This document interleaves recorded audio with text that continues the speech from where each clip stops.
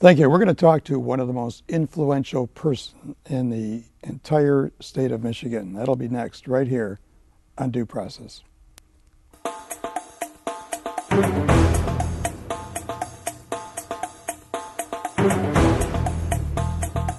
Major funding for Due Process is provided by Meade Lexus of Southfield and Meade Lexus of Lakeside, offering a large selection of new and pre-owned certified premium vehicles. Someday, cars will use infrared to monitor the driver's face and alert them when they're not paying attention to the road ahead. The first ever HS Hybrid from Lexus. And by WWJ News Radio 950, keeping you up to date with the latest news, traffic, weather, sports, and business information 24 hours a day, 7 days a week. Thank you. I'm Henry Baskin, and this is Due Process. We're going to talk today to probably one of the most influential people in the state of Michigan. I put him in the top 5. He puts himself in the top 1, but I put him in the top 5.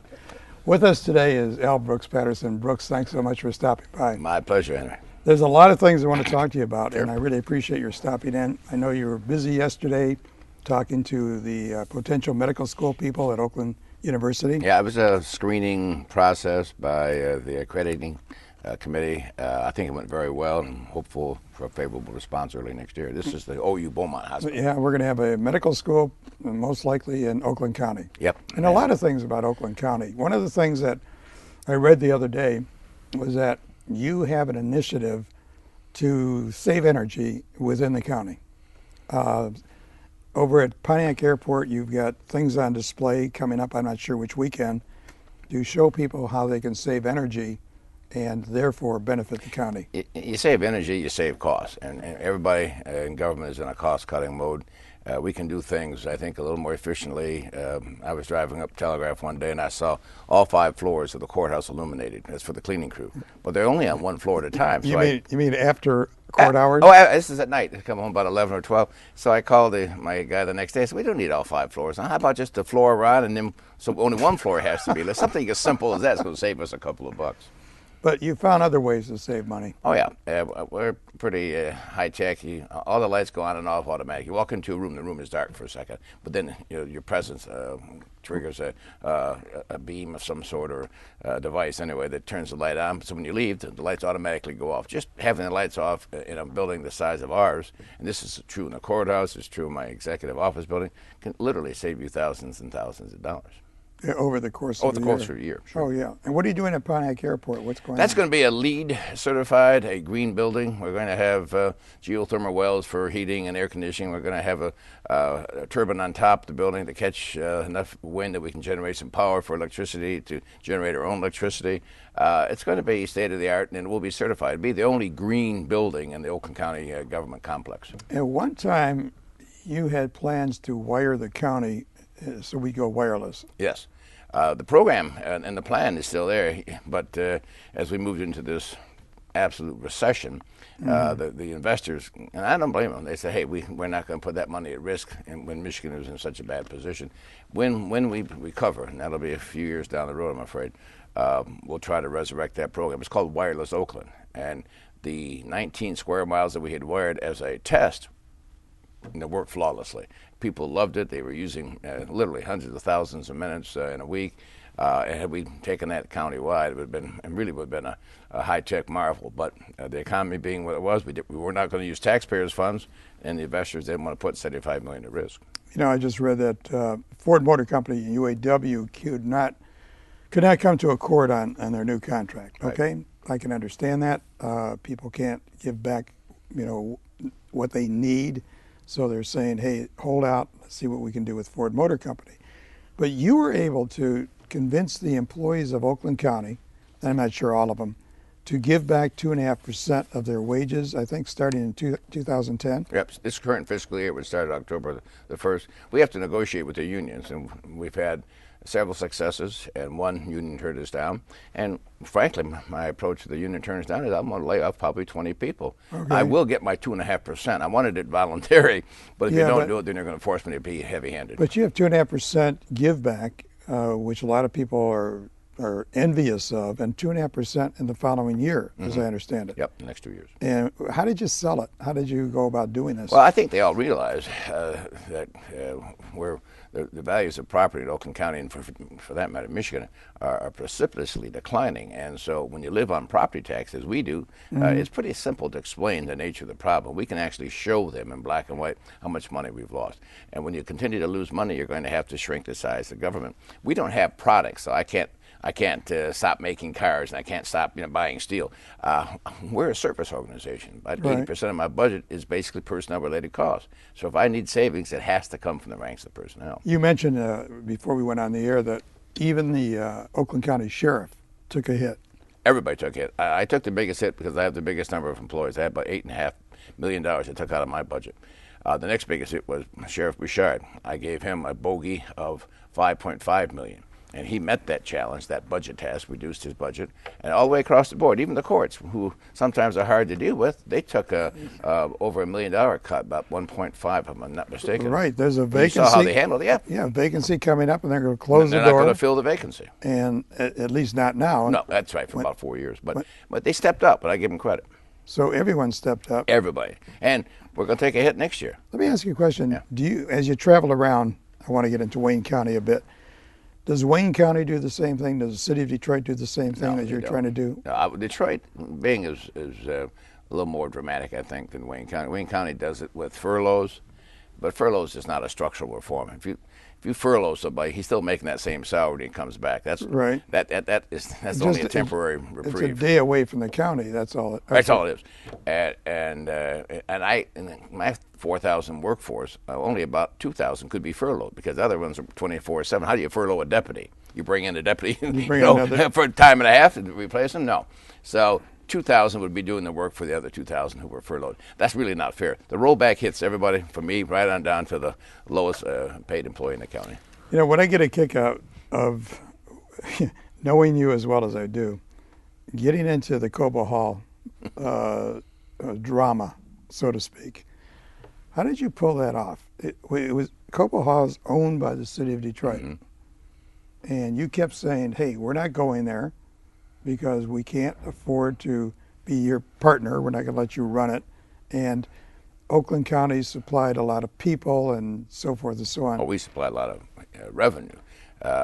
We've put in hundreds of millions of dollars through the hotel motel taxes since the mid '80s. And so I just simply said, we're not going back in for a bad deal. And had they not come to the table and met our demands, Cobo probably would have had to be closed. It's literally, going bankrupt. And we would have brought the auto show out to the Rock Financial Showplace in Novi. They didn't want that to happen. I think it was more the fear that we might win than they lose. And so who did you talk to? I mean, how did you do this? I mean, that was a ultimately. I talked to Dave Bing. I mean, it was a pretty strident group of people in the city council. In the beginning, well, you remember Monica Conyers and I going around and around. She didn't like you. No, I don't know why. Sure. I'm such a lovable guy. Well, you are, but I'm not certain that she still likes you. It was a pretty strident group. But I said, okay, fine. I mean, I don't have to play in this game. And we knew ultimately we'd prevail because if we didn't go to the table with our tax dollars, that Cobo Hall could not survive. And you got Macomb County in it? You got them in the deal? Well, man, Macomb is... in this particular debate was on our side. I mean, they didn't want to waste tax dollars either. What about Wayne County? How do you get along with them? Well, personally, I get along fine with Bob Facano. I think sometimes Wayne County has a very aggressive posture when it comes to economic development. The Aerotropolis is a great idea. That's I want to talk to you about the Aerotropolis. But when they go to Lansing and don't tell us, we're all partners in this region, and get legislation introduced to give themselves 15 Renaissance zones, which are tax-free zones, and none for Oakland. How do I compete? Come out to Oakland County, build your business, and pay your taxes. Come to Wayne, don't pay any taxes. Right. The playing field was totally, threatened by that move. So we're still fighting over that one. So the Aerotropolis was a concept, or is a concept, where they take Willow Run Airport, Detroit Metropolitan Airport, and land around it and do all kinds of things. Build a city, basically. Build a city. And that's why Bing isn't for Aerotropolis, because you're going to build that city at the expense of Detroit. Right. Dave's smart enough to know you're going to suck every viable corporation out of downtown if the Aerotropolis goes as planned. So Bing is not in Detroit's not lined up with Facano on this one. We're not lined up. Macomb is not lined up. if you're going to develop something, that's fine, but don't develop it at the injury and expense of your neighbors. Well, so you campaigned for a long time. I think I heard radio commercials with you talking about, was it Bishop Airport that you were pushing? Yeah. Is there anything on the drawing board or in the future for Bishop Airport? Well, when we started working with Bishop over 10 years ago, they had 3 gates. Now they have 12. Oh, really? Oh, yeah. And they had, I think, 250,000 passengers. Now they have well over 1.2 million, 1.3 million. And a lot of that is because we've been promoting Bishop as an alternative to Metro. It's closer. It's really a user-friendly operation. No, wait, Bishop is located somewhere south of Flint? Or? Yeah, it's up at Bristol exit, when I-75, Bristol Road exit. Okay. And from where, in North Oakland, it's about a 20, 25-minute drive compared to going across town. So who's flying out of there? Oh, gosh, Northwest has some flights. They got AirTrans. They got a lot of the, we really had tried to get more. That's what we've been doing, using our muscle as far as Automation Alley is concerned, saying, look, these are the companies that have pledged to fly if you fly to these destinations. And they've opened up destinations around the country. We had a huge response to the Chicago. We had like 6 flights a day booked. Oh, you do? Yeah, well, they did. Now they've dropped back. They got into but they do have flights to Chicago. Yes, they do. Okay, what about rail transport? Anything going on? I mean, where I live, there's a train that goes by every couple hours. You talking about rapid transit now? Or no, not rapid transit. Okay, I'm talking about rail that comes from out of Detroit, somewhere out to Pontiac. Well, there used to be. That was the Grand Trunk. I think it was called the Silver Streak. It would start in Pontiac and would go south to Norm's Eaton Station, which is now a restaurant. Right. Then it would go down to Royal Oak, which is still an operating station. Yeah. Then it would go down to Poletown. Ultimately, it would discharge its last passengers at the Renaissance Center. And the lady you know, who's my corporation counsel, Judy Cunningham, rode that every day to law school. She went to DCL and rode it home. Well, in the mid-'80s, Grand Trunk said, hey, ridership is down below 500. We're losing money. We need a public subsidy. And the public said, we're not going to tax ourselves to support that rail system. That was when Detroit had more of a critical mass, 1.2, 1.3 million, more jobs, more reason to ride the train. Fast forward to today, Detroit's at 850,000, not the critical mass for jobs.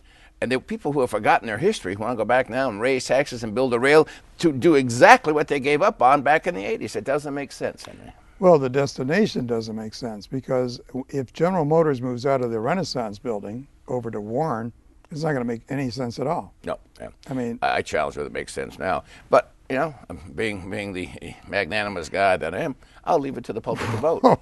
Let the public vote. If you're going to raise taxes, I mean, it's not going to come from us in Oakland County government. It sure as heck's not going to come down from on high up in Lansing. So if you're going to raise taxes, you know the line they're talking about, the light rail line they're talking about building from Lansing, from Detroit out to, right now I saw a price tag, $11 billion to build it, and that's not including any money to operate, maintain and operate. Where does it go? From downtown Detroit out to 11 Mile. $11 billion. From Detroit to 11 Mile Road? Mm-hmm. That's pretty expensive. $11 billion. Take a long time to get the money back. You never are going. Then it's going to require a subsidy after that, an annual tax subsidy. Well, people say to me, when I get to Washington or some of the cities where they're charging, you have something on your visor that lets you go right through the gate. You pay for it. Those are not interstates. Those are roads within the cities, within the regions. We don't have any of those, do we? No, we do not. We looked at that technology. We've been trying to persuade MDOT to build another lane on I-75. And if you want to make it a toll lane, have that kind of thing, so people want to pay it, at least we can move that traffic over to that toll lane. Right. And there'd be a voluntary imposition at that point. People want to pay it, you get that little tag, and you drive in that lane. When you go to Europe or Asia, as you have in the past, what goes on there? I mean, we know you go, we know the governor goes, but we never hear about what goes on there. Well, we just Automation Alley just came back from Israel, which is a very high-tech country. And what happens is we do this. And this is one of the actual government programs that work. The U.S. Department of Commerce has what they call the gold key kind of operation, where they'll be ahead of you 6 months, and they'll go around and screen potential companies for you in Israel or in Germany or in France or in South America. So the federal government does it? Federal government, Department of Commerce, have people there in those countries. And so when you go over with your 15 corporations, your corporations are meeting pre-screened candidates. Widget maker meets the widget maker. Okay. You know, engineer meets engineer. So you have your targets selected before you Already go. screened in advance. Okay, we're going to take a break. When we come back, I want to know exactly what you do there, because they sound like interesting I'm entitled tips. to a Fifth Amendment here on this due process show. We'll give it to them. That's all right. We'll be right back. Legal referrals and more information on this and other related topics are available on our website at www.dueprocess.tv. There you'll find information on today's program, helpful hints to legal issues, support materials, and lawyer referrals. You can also stream previous episodes of Due Process. We're back on Due Process talking to the Oakland County Executive, who doesn't confine himself to Oakland County. He's all over the place. Brooks, we were talking about what are some of the more interesting trips you've taken to get business into Automation Alley or into Oakland County? Oh, I think China is fascinating just because of the size and scope, the magnitude of that country. I was speaking at one meeting with some government officials, and I said, I'm Brooks Patterson. I represent Oakland County, 1.2 million people. And then a speaker from our host community got up and says, I'm the mayor of this city. It's 33 million. You know, so then not to throw numbers around, but the opportunities there. That's a booming economy. We just opened up the day before we taped this show. A company from Shanghuan, the city, opened up a auto parts dealership here, which we believe now 10 to 12 more companies of that type will follow. And it's in Southfield. So we're getting investment. And this is only one-man office at the present time, but I will cite very quickly when Takata came over here with 8 and went to Wall Lake. Right. Well, now they did have at the height before the recession 1,400. So I don't care who comes. Wait. Takata had 1,400 people? Yeah, people. And it came with 8 in the 90s. So we have a Chinese company that just opened up yesterday. We cut the ribbon, and the officials from the city were there from China. And we were delighted to have that because more will follow. Who are you competing with? When you go to Beijing, you're there, but you've got other counties, other regions, other cities, other states competing with you. So what do you say about Oakland County? Well, I try to distinguish my county from all the others. The national average for a four-year degree in America is 27%. In Michigan, it's 24%. In Oakland County, it's 43%. So I tell them we have an educated workforce. And and they want to know that. Well, about 6 weeks ago, my CIO, who runs my IT department, Phil Bertolini, went down to Tennessee and picked up an award from the Center for Digital Government. Oakland County, out of 3,000 entries, was ranked #1 in America for being the most digitally progressive county in America. Really? Well, China and Japan and Israel want to come to an area that is recognized for its technology and the inculcation of technology into its work process. Okay, we're AAA rated, so they know we're well managed. You got your bond rating pretty well. Right, AAA. Okay. Now you talk about an educated population. Right. So that leads me obviously to what's near and dear to my heart, the universities that exist in Oakland County. And I was thinking on the way out here, we have a lot of private schools. We have Davenport, we have Walsh, we have Lawrence Tech, we have the Baker College, and that's all within Oakland County. We have the Oakland Community Colleges, which is something, 5 campuses. 5 of them. And we have Oakland University. We're going to 20,000 students at Oakland University. And we have an affiliation with Cooley Law School, the largest law school in America. Yes, it is. And I think they have over 700 students. They do, and that's just in the Oakland County. Oakland County, plus the support staff. So can you ever see a day when Oakland County will be recognized as not the cultural center, but perhaps the intellectual center of the state of Michigan? I'm already promoting that. As we go about our way and try to recruit business from other states, certainly from overseas, I do stress, as I just did a moment ago, that the education level of this county really gives us an expectation and a right to expect we're going to get the knowledge-based kind of job. That's the jobs of the future. And we did a lot of research. We call our program Emerging Sectors, where we looked at the growth sectors for the future, starting with information technology, alternative energy, biotech, life sciences. We picked out Homeland Security popped up as a growth sector. Is it really? Oh, yeah. And we went through all these sectors, and when it was all done, we stood back and looked at it and said the thread through all 10 of these sectors was technology. You're going to have an educated workforce for us to compete in the economy of tomorrow. And we've got it, and we're going to continue to drill that home. Well, we do have it. It's the cost that's a problem. I mean, our Promise grants are gone, Pell grants are gone. I mean, we're having a real problem. There was an article in the New York Times, I think, about the cost of education. The fact that some schools, which are public now, may have to go private. I mean, either you privatize or subsidize, which is another question I have for you, not to get off the subject. But are you in favor of privatizing the prison system? Absolutely. It's the biggest part of state government. Oh, I'm glad I asked the question. It's a multi-billion-dollar, and when you look at what we pay here in Michigan versus the Indiana or the federal government, $10,000 per inmate more for Michigan than the federal government. So what's the story? Because I understand their television sets are nicer than this one. I mean, people go to prison. It ought not be a break from reality. It ought to be a place you don't want to go back to when you're out. There's no punishment associated with our prison system today. Well, because someone told me that if you bring the Guantanamo prisoners to Kinchlow or wherever, Standish, that you have to hire federal people and not state employees. So it doesn't help. It doesn't help the employees who are being laid off when they close Standish. First of all, on that subject, let me make sure that I make it clear I'm opposed to that, vehemently opposed. You bring in some of the most dangerous terrorists in the world, you put them in Standish, it's going to be a magnet for every Al-Qaeda sympathizer, every wannabe bomb maker, every kook. We gradually come to Michigan, and I think it puts a bullseye on our back.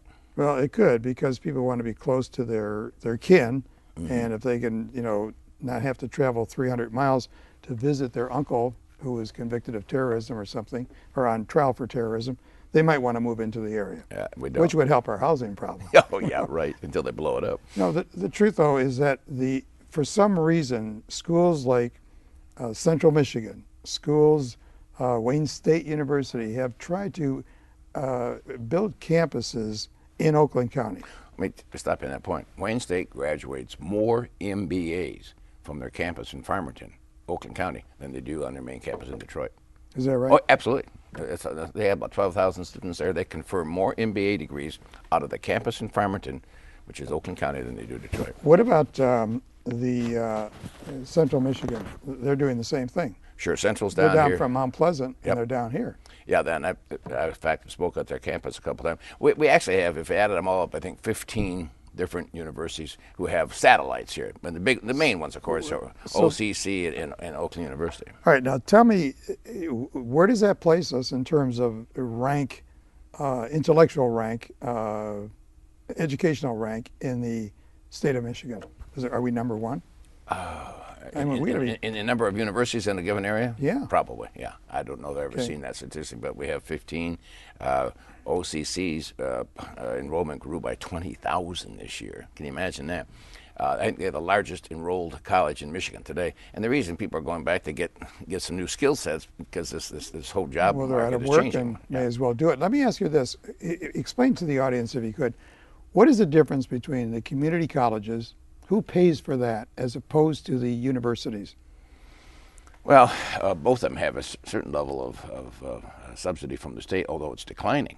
And as the state withdraws its commitment to education, and shame on the governor who called herself the educational governor. I'm not going to blame the governor. Oh, I am. I'm going to blame the legislature. Well, okay, we'll blame them both. Equal opportunity blamer.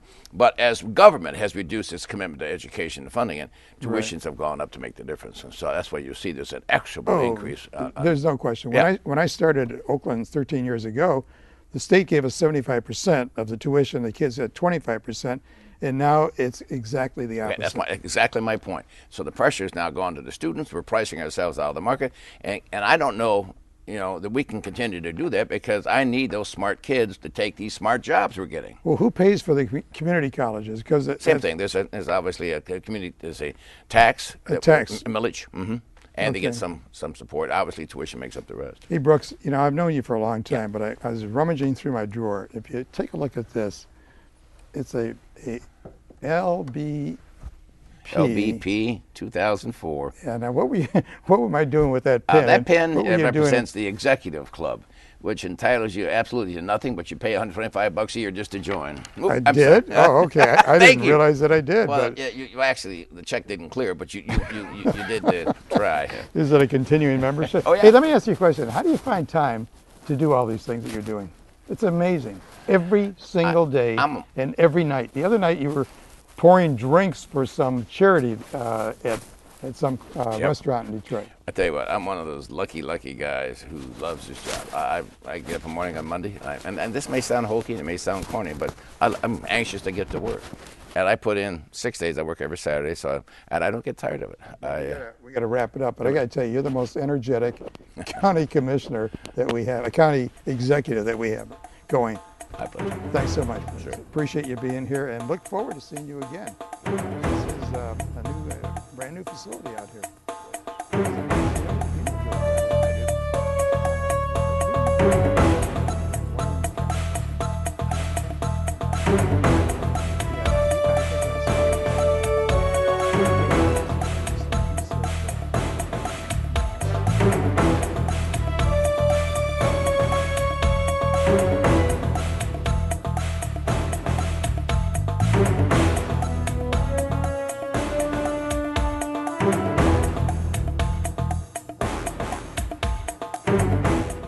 Major funding for Due Process is provided by Meade Lexus of Southfield and Meade Lexus of Lakeside, offering a large selection of new and pre-owned certified premium vehicles.